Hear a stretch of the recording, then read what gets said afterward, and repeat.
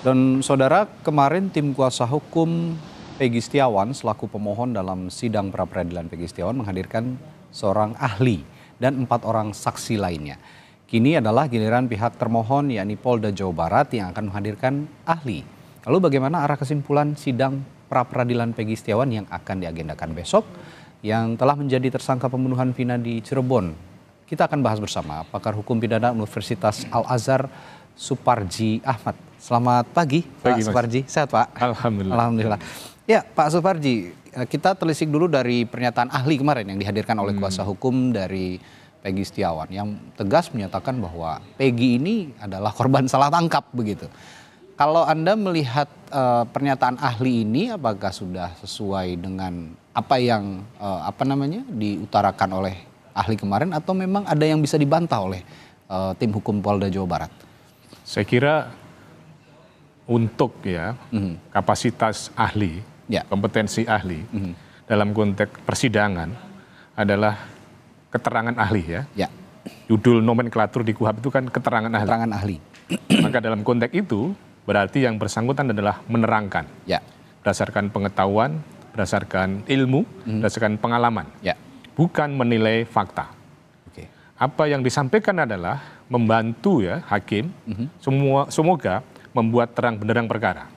Meskipun dihadirkan oleh pemohon, meskipun dihadirkan oleh termohon, tetap objektivitas, rasionalitas dengan batu uji yang jelas, norma, teori dan asas hukum itu menjadi acuannya. Dengan demikian tidak boleh secara subjektif dalam hal memberikan keterangan ahli tadi itu.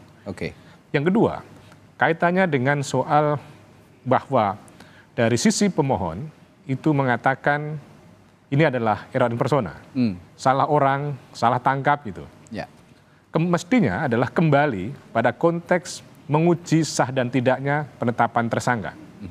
Bahwa dalam KUHP, dalam putusan MK 21/2015 jelas penetapan tersangka itu sah jika didukung dengan alat bukti yang cukup, yaitu 2 alat bukti.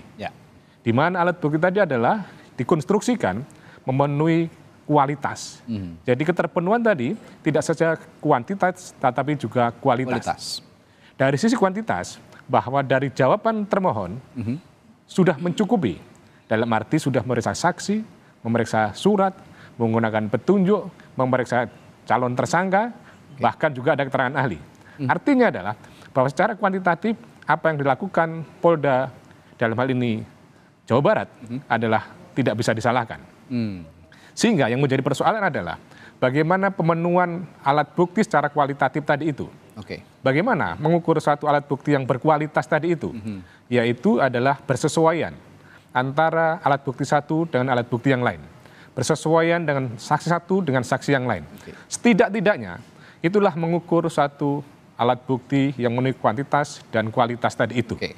Nah, poin berikutnya adalah bahwa dalam hal eksistensi pra-peradilan ini tadi adalah satu peradilan, satu mekanisme untuk memberikan pengawasan agar aparat penegak hukum ini dalam melakukan upaya paksa, misalnya melakukan penetapan tersangka tadi, tidak bertindak secara sewenang-wenang, tidak melanggar hak asasi manusia sesuai dengan peraturan perundang-undangan. Persoalannya adalah apakah ini salah orang, salah tangkap, error persona atau tidak, maka tergantung dari alat bukti yang diajukan masing-masing pihak. Dari pemohon mengajukan saksi yang pada umumnya menyatakan, pada umumnya menyampaikan keterangan bahwa pada kejadian di Cirebon, Peggy adalah berada di Bandung. Sehingga kemudian menjadi pertanyaan besar, apakah Peggy terlibat sebagai pelaku di situ. Sehingga kalau memang kenyataannya yang bersangkutan bekerja di Bandung, pada saat kejadian adalah bahwa tidak ada di tempat kejadian tersebut. Tetapi mungkin lebih jauh lagi dilanjutkan adalah pertanyaan, bagaimana konstruksi peran dari Peggy ini dalam konteks tindak pidana? Apakah pelaku utama, apakah turut serta, apakah kemudian yang menyuruh? Kalau orang yang menyuruh memang tidak berada di tempat. Nah, jadi inilah masih ada perbedaan pandangan, perbedaan persepsi dalam konteks misalnya sebagai penyuruh pelaku tindak pidana, melakukan tindak pidana, itu tidak ada di tempat, artinya bisa saja menjadi bagian dari tindak pidana tadi itu. Nah, kemudian poin berikutnya adalah bagaimana kemudian menilai soal bagaimana ini adalah salah prosedur, salah tangkap tadi itu. Kalau kita lihat bahwa ketika perdebatan di pra-peradilan yang paling mengemuka adalah bagaimana ini masuk aspek formil, kemudian aspek material. Aspek formil dalam arti bahwa memang Mahkamah Agung memberikan pedoman pra-peradilan hanya peradilan administrasi, mengadili aspek formilnya saja, administratif saja. Maka disitulah kemudian akan dilihat kalau secara formil mungkin sudah terpenuhi, tetapi secara material nanti yang jadi pertanyaan adalah apakah memang ini sebagai pelaku tindak pidana atau bukan. Jadi kalau sejauh ini yang dilakukan oleh Polda punya keyakinan tidak salah tangkap, tidak salah orang, dan sudah cukup alat bukti. Tapi pada sebaliknya, bahwa kemudian dari sisi pemohon sudah disampaikan tadi itu, maka kemudian kembali kepada pembuktian berikutnya. Misalnya dalam hal ini ya, alat bukti yang dihadirkan oleh termohon ya, berupa saksi, berupa ahli, bagaimana kemudian bisa dipatahkan dalilnya oleh kuasa hukum dari pemohon tadi itu. Jadi sejauh ini memang kita apresiasi, kita hormati upaya hukum dari pemohon untuk menyatakan bahwa ini adalah salah orang. Tetapi kemudian hari ini juga akan menjadi ujian bagaimana kemudian dari pihak pemohon melalui kuasa hukumnya itu mampu mendalilkan bahwa itu adalah tidak benar gitu. Ya, tadi saya tertarik juga dalam hal pembuktian status tersangka Peggy ini. Status tersangka itu dilihat seperti Pak Parji tadi bilang, itu pelaku, turut serta dan juga yang menyuruh begitu ya. Nah, dalam konteks ini apakah ada loophole bagi Polda Jawa Barat, terutama tim hukumnya itu untuk juga bisa memberikan pembenaran bahwa kendati tidak ada di tempat, tetap Peggy ini punya peran begitu dalam statusnya sebagai tersangka. Ya, kalau yang berkembang ya, salah satu opini kan bahwa dianggap ya ada hubungan ya antara Peggy ya yang sekarang tersangka dengan korban ya, yang Vina itu yang kemudian katanya ada persoalan hubungan ya antara mereka berdua, sehingga kemudian dianggap ada rasa sakit hati, kemudian ya akhirnya terjadi peristiwa tadi itu. Ya, itu sementara ini bangunan pemikiran seperti itu sempat berkembang. Tetapi kan itu juga harus didalilkan bagaimana relasi itu adalah didukung tadi itu. Jadi kalau dalam konteks ya memberikan justifikasi, pembenaran padahal pelaku yang dalam konteks ini adalah menyuruh melakukan dengan dalih misalnya ada hubungan persoalan asmara dan sebagainya, tentunya sangat mudah sekali dipatahkan apakah memang punya hubungan, apakah punya kenalan dan sebagainya. Jadi menurut saya celah yang untuk mengatakan bahwa meskipun dia tidak ada di Cirebon, kemudian dia di Bandung, bukan serta-merta, otomatis bukan sebagai pelaku. Karena ternyata mungkin dianggap sebagai yang menyuruh. Tetapi masih bisa dikejar lagi. Bukti-bukti menyuruhnya apa, hubungan sebelumnya apa, dan sebagainya. Jadi ini memang satu pertaruhan yang cukup serius ya, bagi Polda Jawa Barat. Karena tentunya menetapkan seseorang menjadi tersangka bukan hal yang sembarangan. Apalagi menjadi perhatian publik, bahkan Presiden Jokowi juga memberikan perhatian supaya dituntaskan. Artinya apa? Kalau seandainya tidak mampu membuktikan tentang aspek-aspek formilnya, yang memang sudah dibuktikan dalam jawaban kemarin kan, sudah ada sprindik, sudah ada misalnya upaya menyampaikan SPDP, kemudian ada gelar perkara dan sebagainya. Aspek-aspek formil sudah dipenuhi itu. Tetapi ya sekali lagi, apakah itu cukup membuktikan penetapan tersangka menjadi sah atau tidak? Dan ini kemudian hakim memang akan menjadi satu persoalan tersendiri dalam hakim pra-peradilan itu. Ini ranah formil atau kemudian ranah material. Yang ini kemudian secara sederhana ya, misalnya saya pernah menganalogikan dalam konteks pra-peradilan itu, dalam penetapan tersangka tadi itu, kalau hanya sekedar menguji tata cara, menguji bagaimana ya, terus kemudian kalau tidak dilihat apa yang dilakukan tadi itu, obyeknya, itu juga akan jadi masalah. Ibaratnya begini, kita menguji seseorang, itu adalah sah atau tidak cara makannya. Ya. Apakah makan bakso, apakah makan mie ayam, kan caranya berbeda-beda. Makan mie ayam pakai supit, makan bakso pakai sendok dan sebagainya. Nah itu kan cara makannya. Nah untuk menentukan sah tidaknya, benar tidaknya cara makan, kan harus dilihat apa yang dimakan. Dalam hal ini tentunya untuk menentukan sah tidaknya seseorang ditetapkan menjadi tersangka kan harus dilihat jenis tindak pidananya. Dalam hal ini adalah apakah tindak pidana pembunuhan terpenuhi atau tidak. Nah ini apakah hakim akan berani masuk ke ruang itu, masuk kemudian menilai tentang objek dari pra-peradilan tetapi juga jenis dari tindak pidananya itu. Karena itulah alasannya kemarin tim hukum Polda juga saat menyampaikan paparannya di depan persidangan ini juga menyinggung soal pokok perkara yang sudah putus di tahun 2017. Itu alasannya karena tadi analogi yang diutarakan Pak Parji tadi, kita kalau mau tahu peristiwa bagaimana caranya itu kita harus tahu. Ini yang harus konstruksi yang harus jelas dulu sehingga hakim juga dituntut keberaniannya untuk melihat runutan itu runutan peristiwanya sejak awal. Nah, nanti saya setelah jeda akan tanya juga ke Pak Parji soal tadi saya tertarik soal pembuktian kualitatif termasuk dari alat bukti. Apakah alat bukti yang dipaparkan atau dimiliki oleh polisi ini juga sudah memenuhi unsur scientific evidence? Saya akan tanyakan itu kepada Pak Supardi, namun setelah jeda tetaplah di Breaking News Kompas TV. Saya kira kita maksimalkan dalam membuat kesimpulan yang menganalisis kemarin yang sudah disampaikan baik pemohon maupun termohon itu kan kita untuk sampaikan ke hakim biar hakim untuk lebih yakin melihat kesimpulan juga termohon juga akan pemohon juga membuat kesimpulan masing-masing yang kemarin telah dilaksanakan rangkaian sidangnya. Jadi hari ini tim Polda juga sedang mempersiapkan kesimpulan. Iya, saya akan membuat kesimpulan apa yang kemarin sampaikan. Kemarin kan saya sempat tanya kepada siapa tuh? Ya para saksi, begitu kan. Itu pertanyaan-pertanyaan yang sekiranya nanti bisa mendukung bukti-bukti saya. Kalau sidang pada sebenarnya lebih menguntungkan Polda atau sidang pembuktian kemarin yang dihadirkan? Ya kalau disimak yang saksi kemarin sepertinya gimana itu? Apakah saudara lihat A? Tidak tahu. Waduh, tidak tahu. Sebetulnya harus menghadirkan saksi-saksi yang tahu. Makanya pihak PG ini mempertanyakan kenapa tidak ada saksi fakta yang dihadirkan oleh beberapa dan. Ya karena ini sidang pra peradilan itu tidak wajib harus saya hadirkan. Begitu. Bocoran nama nggak boleh disebut. Kenapa? Ahli pidana nanti siapa Pak? Ya pokoknya masih disegel lah. Backgroundnya Ya backgroundnya profesor dari mana nih Pak? Ya masih disegel nanti biar hakim yang menyampaikan. Oke, baik, terima kasih Pak.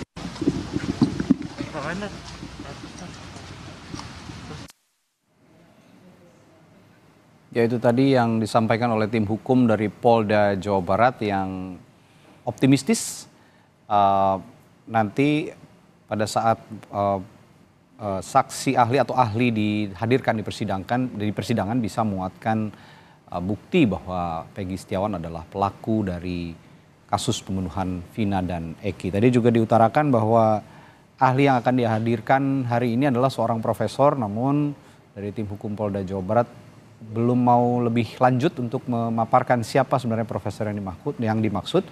Tapi sementara ini kami berasumsi bahwa tentu saja ini adalah ahli hukum ahli hukum yang bisa juga menjelaskan duduk perkara ini. Dan kita akan kembali berbincang, dan sebelum kami berbincang ini juga visual yang ada di layar kaca ini adalah suasana terkini dari Pengadilan Negeri Bandung Jawa Barat. Di dalam masih tampak kosong, kuasa hukum dari Peggy Setiawan dan juga dari Polda Jawa Barat belum memasuki ruang sidang, dan tentu saja nanti hakim tunggal juga yang akan memimpin sidang ini, Hakim Eman Sulaiman, juga kursinya masih tampak kosong. Tentu saja masih menunggu masing-masing kuasa hukum untuk masuk ke ruang sidang. Baru nanti terakhir Hakim Eman Sulaiman untuk memasuki ruang sidang, memulai sidangnya pada pukul 9 pagi ini. Kita lanjutkan perbincangan dengan pakar hukum pidana dari Universitas Al-Azhar, Pak Suparji. Tadi saya sebelum jeda sempat bertanya bahwa tadi Pak Suparji sempat menyinggung soal bukti kualitatif gitu ya. Nah kalau begitu bukti-bukti yang dimiliki oleh Polda Jawa Barat saat ini apakah sudah memenuhi unsur scientific evidence yang juga merupakan bagian dari upaya menghadirkan scientific crime investigation seperti yang sudah ditekankan Polri berkali-kali? Ya, kaitan dengan scientific evidence tadi itu ya, pada dasarnya kan bukti ilmiah ya. Bukti pendukung ya, yang kemudian secara eksplisit itu tidak tersurat di dalam KUHAP ya. Tetapi kemudian sering digunakan ya dalam konteks tindak pidana lingkungan hidup ya. Tapi kalau pendekatan ilmiah ya, misalnya pendekatan yang tidak konvensional ya, tetapi pendekatan kajian misalnya orang-orang yang ahli, saya kira sudah dilakukan. Dan dalam hal ini bahwa soal pemenuhan unsur kualitatif tadi itu tidak terfokus apakah pendekatan ilmiah atau pendekatan yang katanya dengan menggunakan teknologi atau kemudian pendekatan medis dan sebagainya sebagai suatu keharusan. Tetapi yang terpenting adalah bahwa dalam proses penetapan tersangka tadi itu sudah memenuhi syarat kualitatif dalam arti tadi, misalnya seorang saksi. Apakah saksi yang dihadirkan tadi itu memenuhi 3 kualifikasi? Mendengar, melihat, atau mengalami secara langsung dalam konteks jenis tindak pidana tadi itu. Kalau ternyata dia tidak tahu, dia kemudian tidak mendapatkan informasi secara langsung dan sebagainya, berarti memang dipertanyakan eksistensinya seorang saksi tadi itu. Demikian pula dalam hal kaitannya seorang saksi yang mestinya didukung dengan alat bukti yang lain. Misalnya apakah berupa bukti petunjuk atau kemudian surat ya. Nah, yang sisi yang lain tentunya juga sangat penting adalah menerangkan dalam hal ini kedudukan seorang ahli sebagai salah satu alat bukti. Bahwa kalau memang ahli ini berkompeten, ahli ini bisa menjelaskan tentang kaitannya dengan jenis tindak pidana, pemenuhan unsurnya dan sebagainya, berarti memang secara umum ya, sekali lagi secara ya permukaan, pemenuhan unsur kualitatif tadi sudah terpenuhi. Jadi kalau kita pertanyakan ya, persoalan utamanya adalah bahwa ini salah tangkap tadi, salah orang ya, kemudian error in persona. Apakah kemudian itu bisa dibuktikan hanya dengan keberadaan bahwa pada saat kejadian tadi itu yang bersangkutan ada di Bandung, bukan di Cirebon, atau kemudian bisa dibuktikan adanya bahwa yang bersangkutan tadi itu sebagai orang yang diduga melakukan tersangka itu tidak ada kaitannya dengan perkara ini sama sekali. Atau kemudian bisa dibuktikan bahwa sebetulnya yang dimaksud ya Peggy itu adalah bukan Peggy ini, kemudian dengan ciri-ciri yang lain. Nah, komparasi-komparasi tadi bisa menjadi salah satu metode membuktikan dalil-dalil dari pemohon tadi itu. Nah, kalau dalil-dalil termohon, maka akan kita lihat pada hari ini sejauh mana kemudian saksi yang dihadirkan atau kemudian ahli yang dihadirkan menguatkan dalil dari apa yang jawaban termohon. Tapi secara keseluruhan ya, yang menarik adalah bahwa semula kan muncul satu asumsi, satu spekulasi, satu prejudis bahwa ketika sidang pertama tidak hadir, dianggap menunda, mendelay supaya kemudian segera P21 dan dilimpahkan. Ternyata kan tidak. Oleh karena itu, bahwa ini adalah sebuah itikat baik ya dari Bitkum Polda Jawa Barat dalam hal ini memenuhi dari panggilan meskipun ada penundaan dan tidak dalam rangka menunda perkara tadi itu. Nah, persoalan utamanya adalah bahwa ini kan konstruksinya, konfigurasinya, sistem pra-peradilan kita itu sebenarnya kan perdata ya, mekanisme perdata. Di mana siapa yang mendalilkan, dia harus membuktikan. Maka ketika termohon mendalilkan bahwa ini adalah sudah benar secara prosedur, sudah benar secara administratif dalam penetapan tersangka, ini adalah bukti-bukti dan sebagainya. Itulah yang kemudian harus dibuktikan para pihak, termasuk juga termohon tadi itu. Tadi Pak Parji juga mengatakan alat bukti petunjuk atau surat itu juga bisa memenuhi unsur kualitatif begitu ya kira-kira. Nah, ini kan alat bukti yang dimiliki Polda Jawa Barat adalah berkas data pribadi, kebanyakan begitu dari Peggy Setiawan. Tapi tidak ada bukti-bukti otentik seperti misalnya rekaman CCTV atau foto atau baju yang digunakan pada saat kejadian. Nah, apakah itu juga sudah dimaksud Pak Parji tadi petunjuk atau surat yang dimiliki Polda Jawa Barat dalam hal ini adalah data-data pribadi dari Peggy Setiawan itu sudah memenuhi unsur begitu ya? Sudah memenuhi unsur kualitatif itu tadi? Ya. Bagaimana kita mengkualifikasi satu alat bukti petunjuk yang kemudian bisa dibenarkan untuk sebagai alat bukti petunjuk? Setidak-tidaknya mengukur dari rangkaian ya peristiwa-peristiwa yang bersesuaian antara satu dengan yang lainnya gitu. Ya misalnya tadi bahwa ketika dikonstruksikan pelaku ini atau tersangka ini adalah sebagai orang yang menyuruh melakukan tindak pidana, maka kemudian kan bisa dilihat dari rangkaian. Memang sudah kenal berapa tahun yang lalu, ini buktinya perkenalan, ini kemudian rasa kekecewaannya dan sebagainya. Maka rangkaian-rangkaian peristiwa tadi itu, kalau kemudian bisa ditunjukkan maka bisa menjadi petunjuk ya untuk menilai keterlibatan yang bersangkutan. Tetapi sekali lagi bahwa yang jadi persoalan adalah dalam konteks pra peradilan ini tidak menguji yang bersangkutan itu terbukti atau tidak terbukti sebagai pelaku tindak pidana. Tetapi kemudian yang diuji adalah aspek administrasinya, bahwa penetapan tersangka ini adalah benar atau kemudian salah secara hukum gitu ya. Gitu. Oke, nanti setelah jeda saya akan tanyakan juga perihal Hakim Eman Sulaiman yang sempat bertanya kemarin kepada ahli yang dihadirkan oleh kuasa hukum Peggy Setiawan soal penetapan tersangka kepada Peggy Setiawan yang harus disertai dua alat bukti, terutama soal penyidik perlu melakukan pemeriksaan secara menyeluruh dan lengkap, serta melakukan gelar perkara yang dihadiri oleh kuasa hukum dan calon tersangka. Nah, apabila seseorang bisa langsung ditetapkan sebagai tersangka itu jika tertangkap tangan melakukan tindak pidana. Bagaimana ini juga nanti dianalisis oleh Pak Suparji, tapi setelah jeda di Breaking News Kompas TV kita akan segera kembali. Sebelum dimulainya sidang pra-peradilan Peggy Setiawan Kamis ini, salah satu kuasa hukum Peggy Setiawan, Mayor TNI Purnawirawan Marwan Iswandi, menyinggung soal saksi yang dihadirkan Polda Jawa Barat selaku termohon.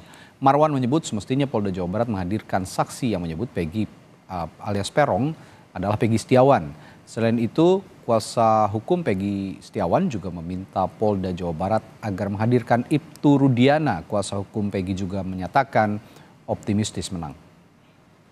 Dari kuasa hukum Polda, boleh saya bilang ngelantur juga, sama seperti jawaban permohonan pra-peradilan kami kemarin. Kenapa saya bilang ngelantur? Yang mereka tanya masalah posisi tidurnya saksi, mimpinya saksi apa, kan lucu. Tidak ada sama hubungan sama perkara ini. Yang jelas yang kami tanyakan masalah tersangkanya klien kami ini. Kenapa klien kami ditersangkakan, bagaimana mundur dari ahli, dan kenapa ditahan. Kan itu loh. Masih sesuai dengan seperti itu kemarin, tapi nanti saya sampaikan pada ahli. Walaupun ahli ini kan ahli yang didatangkan oleh Polda. Tetapi dia harus independen loh, tetap independen, profesional loh. Nggak boleh dia pro ke sana, dia mempertaruhkan dari integritas dia loh. Kami meminta ke Polda itu agar Polda menghadirkan saksi yang berani yang mengatakan Peggy Peron adalah Peggy Setiawan. Ya, bahkan Rudiana kami minta agar dihadirkan. Keyakinan kami ya, ini keyakinan dari kuasa hukum ya, dan kita lihat dari fakta hukum, apalagi diperkuat dari keterangan ahli kemarin. Saya tetap berkeyakinan 99%. Yang penting saya bilang hakim benar-benar independen. Hakim independen, tidak dibawa tekanan, tidak masuk angin kata orang. Ya kita lihat aja nanti bagaimana putusan pengadilan. Malah bagus kan? Ya, itu tadi pernyataan dari salah satu kuasa Peggy Setiawan. Tadi yang menarik bahwa kuasa hukum Peggy Setiawan mendorong agar salah satu aparat kepolisian yang menangani kasus pembunuhan Vina pada 8 tahun yang lalu, Ibtu Rudiana yang juga ayah dari korban ya Pak Suparji ini dihadirkan dalam persidangan. Ayah dari Eki, ya. Eki juga menjadi korban dalam kasus ini juga dihadirkan dalam persidangan. Nah, saya tadi juga sempat bertanya soal pertanyaan Hakim Eman Sulaiman soal dua alat bukti. Tapi sebelum menjawab itu saya akan tanya dulu pernyataan dari kuasa hukum tadi. Apakah ada kemungkinan ataupun polisi juga bisa menghadirkan Ibtu Rudiana ini karena punya posisi penting juga dalam kasus ini, Pak Parji? Ya, pertama yang harus menjadi perhatian atau catatan bahwa konstruksi pra-peradilan ini kan semi perdata dan pidana ya. Karena alat buktinya pidana, tetapi kemudian sistem persidangannya kan perdata. Betul. Bisa dilihat bagaimana keberadaan para pihak, tidak pakai toga. Terus kemudian rangkaian acaranya, permohonan, jawaban, alat bukti, kesimpulan, baru kemudian putusan. Dan pada sisi yang lain bahwa menggunakan konfigurasi konstruksi hukum perdata tadi, maka siapa yang mendalilkan, maka kemudian yang harus membuktikan. Nah, kalau dalam kaitan ini bahwa misalnya pemohon meminta Ibtu Rudiana untuk dihadirkan, maka sebetulnya untuk kepentingan siapa. Kalau dalam konteks kepentingan ya, kepentingan termohon untuk membuktikan ya sah dan tidaknya penetapan tersangka dan tidak pada konteks ya untuk membuktikan bahwa yang bersangkutan salah atau tidak sebagai pelaku tindak pidana, maka memandang bahwa itu tidak ada kaitannya dalam proses penyidikan, tidak ada kaitannya dalam proses penyelidikan, maka ya tidak otomatis permohonan tadi itu adalah dipenuhi ya oleh termohon atau kemudian dipenuhi oleh kepada hakim ya. Karena bisa saja para pihak mengajukan permohonan ya, terus tapi hakimlah yang kemudian memerintahkan ya untuk dipanggil atau tidak dipanggil ya. Jadi sekali lagi bahwa ini harus jadi catatan ya bahwa siapa yang mendalilkan ya kemudian saya harus membuktikan, dan kemudian yang kedua bahwa permintaan orang untuk dihadirkan sebagai saksi akan sangat dipengaruhi kepentingan para pihak dan kepentingan dari majelis hakim atau hakim maksud saya.